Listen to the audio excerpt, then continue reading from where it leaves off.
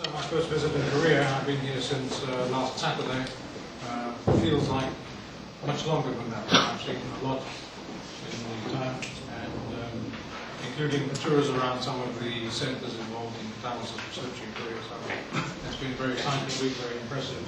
And I thought that what I would do this morning is to just introduce some thoughts. This happens to be the university where I'm at, so you can see we also are very fond of colour, flowers and water, just like Korea, I think.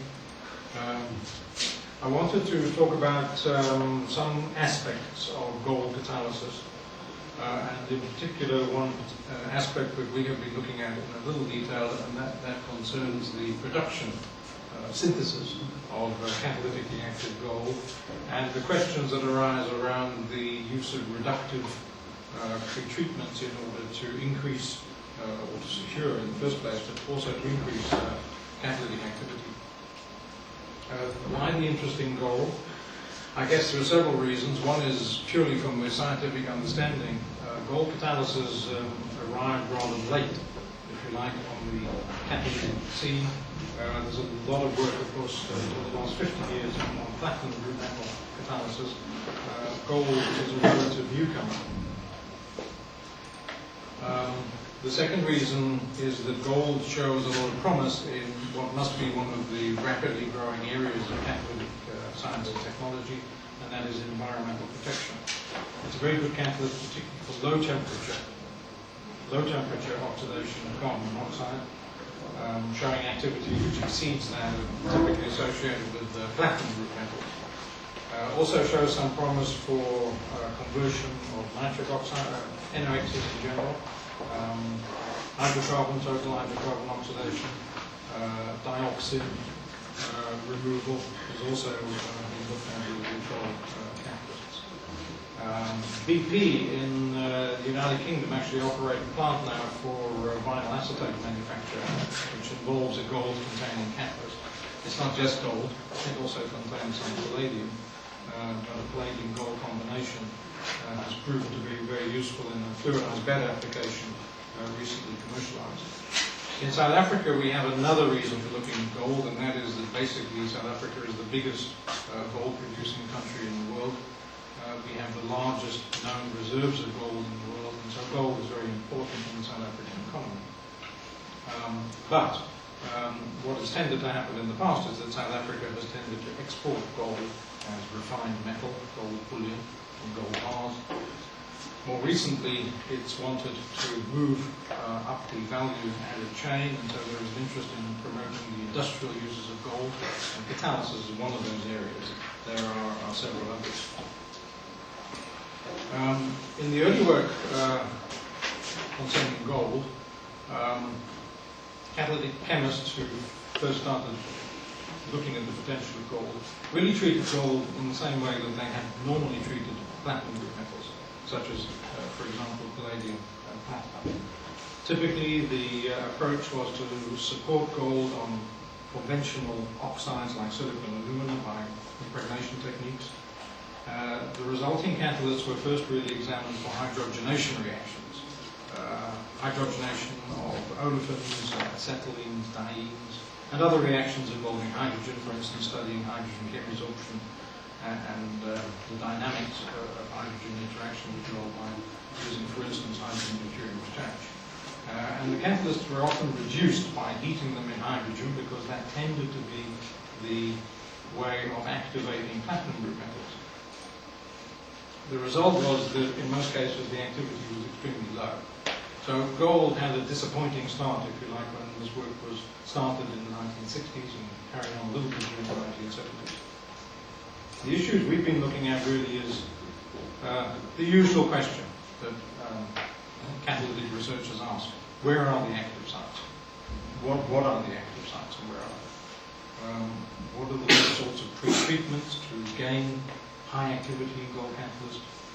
The question has been asked: is gold metal or gold in zero valence state required at all for catalysis?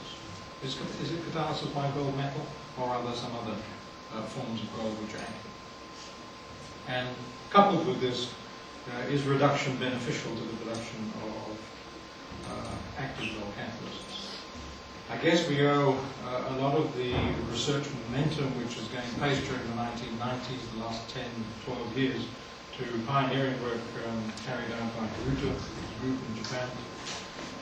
And if one looks in the literature concerning the pre-treatment of gold catalysts, then there already is a considerable amount of controversy. Haruta in the early 90s claimed that for gold on titania, which is particularly active, for instance, for low temperature CO oxidation, the use of an oxidizing atmosphere was essential in his view. But it's a rather subtle interpretation of why oxidizing atmosphere should be used. He feels very strongly, I think, still that metallic gold is very important, but that this metallic gold must interact with an oxygen-rich surface of some sort, and therefore we need an oxidizing atmosphere to ensure that the oxide surface is enriched during the catalyst synthesis stage. A completely opposite point of view has been reported, and there are several papers, in fact, this is just one group, Noel Kant's group in Australia, claiming that in fact reduction is beneficial. And going even further than that, same system, gold on titanium, reduction is important, and samples which are treated in oxygen, in other words, NIRA, the Haruta oxidizing pre-treatment, if you like, are inactive. And subsequent reduction in hydrogen doesn't result in any activity. So there is a degree of controversy surrounding the pre-treatment of gold catalysts. More recent work coming from Schumacher's group in Germany has suggested an intermediate approach, that mild reduction is in fact beneficial. Again, the same system, gold on titania, same reaction, CO oxidation. Only those catalysts which are displaying, only those catalysts which have been subjected to a mild or controlled reduction in dilute hydrogen, for instance, as well as at low temperatures, display catalytic activity. So there the suggestion is that mild reduction is important. There is a complication in working with gold, and that is the phenomena of auto-reduction. Gold oxide has got a positive standard free energy of formation, and so even if one is working under what appear to be oxidizing conditions, in other words, atmospheres containing oxygen, reduction may still occur. So that it suggests that whatever preparation technique is used, it may be reducibility and reduction of gold, which is a common theme. We get some evidence for auto-reduction by, for instance, looking at the Mosbach effect spectrum, which we measure at our university in this way. This is a gold on titania zirconia sample, which has been prepared by a deposition precipitation technique, which is one of the preferred techniques for making active gold catalysts. And this catalyst has simply been prepared in an aqueous system and then dried, in this case at about 120 centigrade. So there is no deliberate reductive treatment, and there is no oxidizing treatment. We start with gold in the +3 oxidation state, because these catalysts were prepared from gold chloride as the source of gold. And already we see that the nature of the gold in these systems is fairly complicated. Even with no attempt to apply a reductive treatment, we already have gold in 3 oxidation states. There is the original gold 3 still present, and in fact gold metal has been produced. And we also have gold 1. So this is telling us, I think, that auto-reduction is important, and that the distribution of gold in gold catalysts is quite complicated.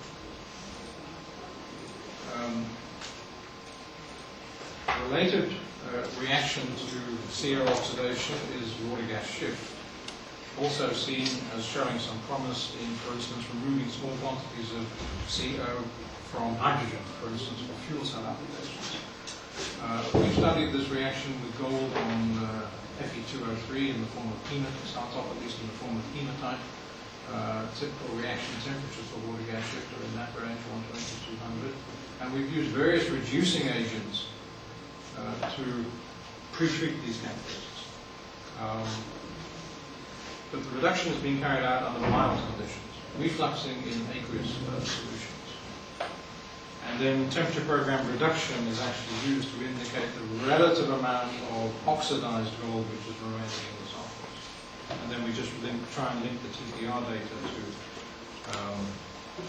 catalytic activity. In fact, the TPR peaks look like this for these systems. We're just interested in low temperature peaks. The higher temperature peak here and here is due to reduction of the iron oxide. The low temperature peak is mainly or almost exclusively due to reduction of gold species that are still present after the refluxing as reductive treatment. And there is only a limited amount of data here, but the indications are that in fact the catalysts which are highly oxidized, which is up here, the gold Fe2O3, which hasn't been subjected to a reductive treatment, catalysts which are highly oxidized, or those which are fairly well reduced, and this is a reduction that's been done in ethanol, the activity is relatively low. And for samples which have been treated, on the other hand, with hydrazine or with sodium borohydride, the activity is high. And so the suggestion here that highly oxidized or highly reduced systems are not that active, but that one needs a degree of oxidation somewhere in between. So it's supporting the idea that in active gold catalysts, or for active gold catalysts, we need partial reduction. Another aspect of gold catalysis with water gas shift is that surface hydroxides seem to be important. We can poison the water gas shift catalyst by introducing bases. This is data for 2,6-dimethyl purity.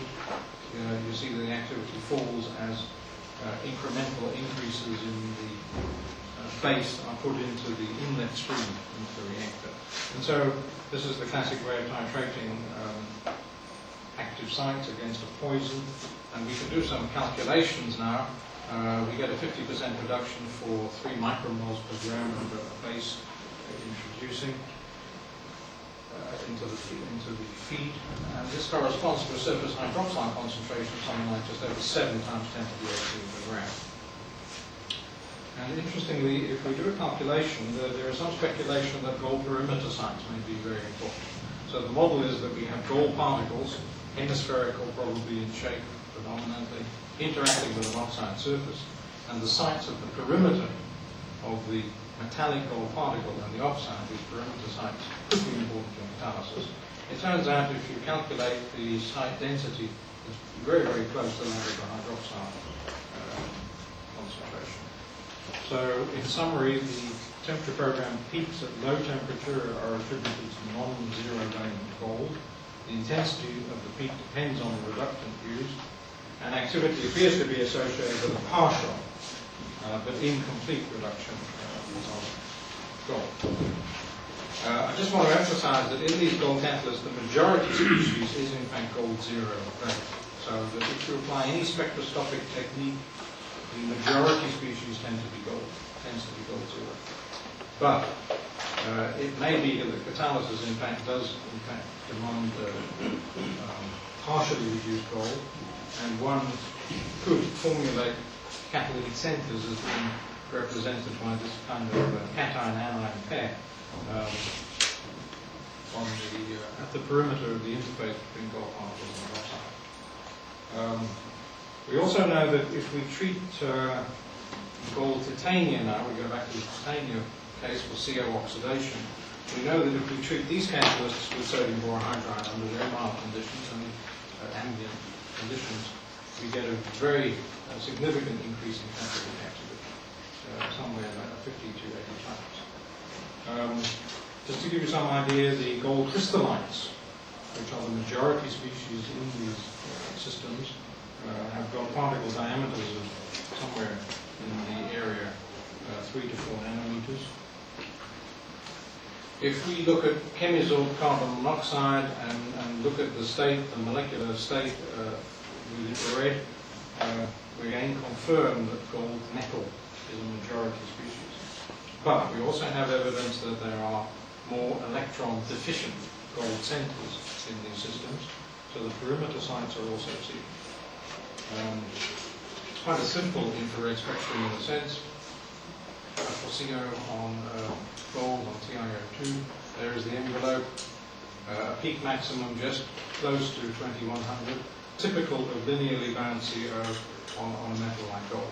Very similar spectrum obtained with, for instance, CO on copper as well, which is chemically similar. But there is a high frequency component here.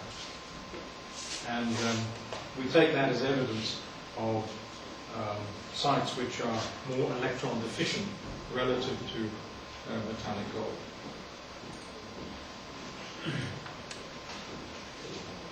We observed one interesting effect, and that is that if we modify the TiO2 in these systems with some zinc oxide, the spectrum looks rather different. Okay, it's still fairly simple. We still have a peak maximum just a little above 2100. Again, typical of CO bound to metallic gold. But the high frequency component now is very, very much less evident. And again, if one looks at the quantitative aspects of this, the modification leads to a reduction in the abundance of those AU delta plus or AU plus. There may be called one AU plus sites by a factor of about 3 or 5 times. The interesting thing is that the catalytic activity of the zinc oxide treated gold titanium system also falls, and it falls by a similar factor. Now again, this work is really only beginning. 2 points to look at a correlation is not enough. But the suggestion is that since there is a tie-in between the reduction in the abundance of these electron deficient sites and activity, then it would be consistent with the idea that these electron deficient sites are important for CO oxidation. So we can now just look at this infrared data in a little more detail. The high frequency shoulder contributes about 10% of the total infrared intensity for the gold titanium. So that if we know the molar extinction coefficient for the CO in that state, we can actually calculate the surface concentration of these sites. Unfortunately, the molar extinction coefficient has never been measured, but there are values known for chemically comparable systems. CO on Cu plus ions and CO on silver He plus ions. The extinction coefficient is known, and you see for those 2 systems that the values are closely similar. And that is reasonable because they are chemically similar systems. And in fact, AU plus CO is also chemically similar, and therefore we can reasonably expect that the extinction coefficient for the AuCO case is also going to be in this region, between 6 and 8 times 10 to the minus 19. And that leads us to a site density of 2 times 10 to the minus 18 per gram. Well, for these systems, we can also then do the simple geometry and geometrical calculations from high resolution 10 for this sample. The mean gold diameter is 4 nanometers, which means that we do have nano gold particles. And for a 1 mass percent loading, the concentration of perimeter sites can be calculated as 1.6 times 10 to the minus 18, based on this hemispherical model. So either this is coincidence, or else it is confirming the idea that in fact there is agreement between the perimeter site concentration, the infrared data, and the catalytic activity. And if you take all those together, maybe gold 1 is suggested to be the catalytically active species, or at least involved in the catalytic center. This is just a repeat of that spectrum I had earlier on, the Mosmar spectrum, showing the gold coexisting in 3 oxidation states. We've actually been able to make a series of catalysts where that distribution has been varied, and then if we examine the catalytic activity as a function of those oxidation states, we get some data. This is just a summary of some of the more important data. 4 catalysts prepared which have got different distributions of gold in the 3 oxidation states, 0, 1, and 3. And then we've measured the catalytic activity for CO oxidation on those 4. The only oxidation state which shows any trend in correlating with catalytic activity is the +1, because it's the only one where there is an increase in gold 1 corresponding to an increase in catalytic activity. It's not a particularly good or one-to-one correlation, but there is a suggestion that there is some sort of correlation. But these catalysts, again, contain a lot of gold 0. And so although it would appear that gold 1 is important, we cannot rule out the possibility that gold 0 is in fact required. So the data suggests that gold 1 is necessary, but even when we have catalysts which appear to contain only gold 0, as detected by Mosbauer, they're also slightly active. And so one of the working hypotheses at the moment is that perhaps both oxidation states are in fact required. To go back to this model on perimeter sites, if it's true that only the perimeter sites were important, most of the gold sitting in a hemispherical particle on the surface would not be in perimeter positions. And therefore we could speculate that maybe we could remove that gold and the catalytic activity would not in fact drop. So the basic idea is that a lot of the gold in active gold catalysts is in fact not active and not contributing to catalysis. One way of doing this is to partially remove gold using oxidative extraction with a cyanide solution. Potassium cyanide,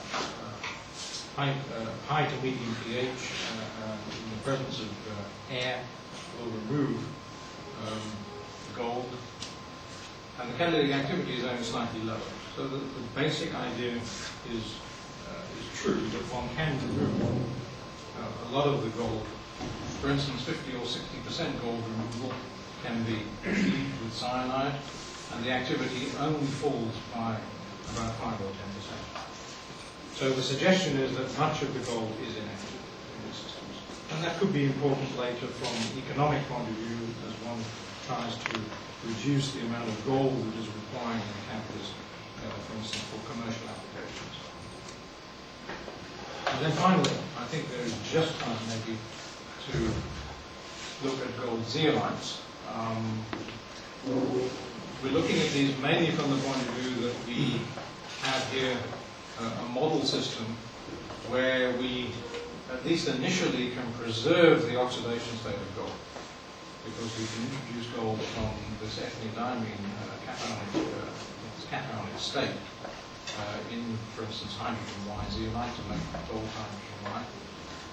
These systems do show activity for CO oxidation,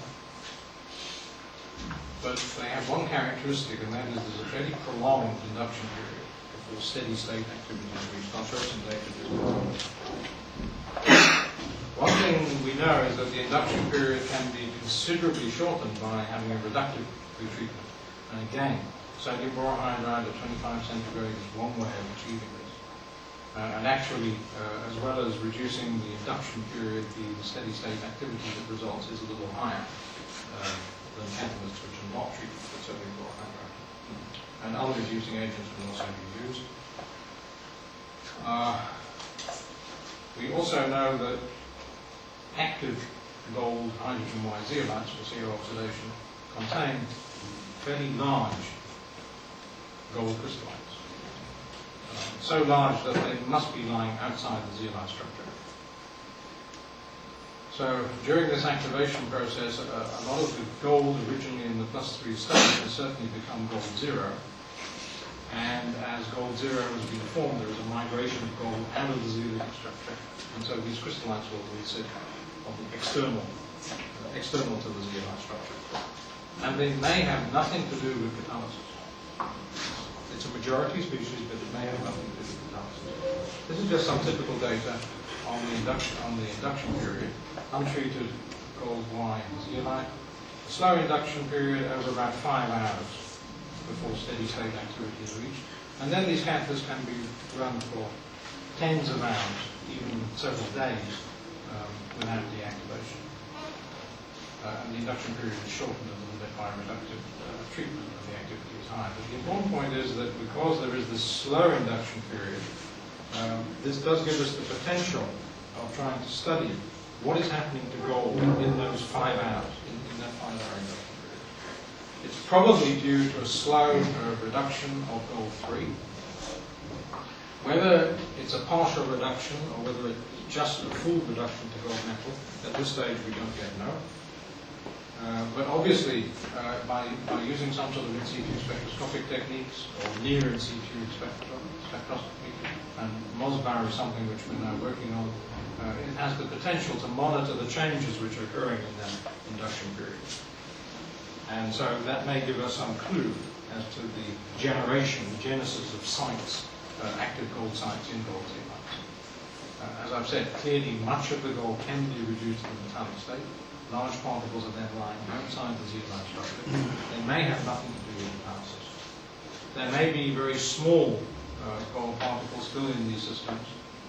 Other groups have certainly found that there are small gold metallic particles can be, in fact, entrained in the large cages within the hydrogen-wide zeolite, but their presence has never been related to CO oxidation activity. We may even have some gold-1 species, some cations, also stabilized in the zeolite structure. This work is really only just starting, so it's premature to put forward any conclusive data per se. So the conclusions really are that for the water gas shift on gold iron oxide and for CO oxidation on gold titanium or gold wire, partial reduction is indeed, in our view, the key to producing active catalysis. Very mild reduction, laboratory temperature or maybe close to reflux seems to be sufficient.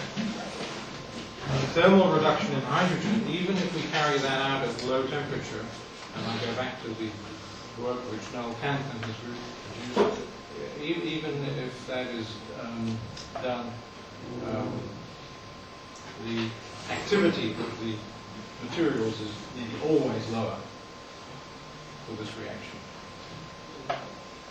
It's not clear whether that's just a temperature effect or for reduction, or whether in fact that even at this temperature there is some particle growth of gold particles. Gold has a relatively low melting point, and so its tendency to agglomerate is quite high.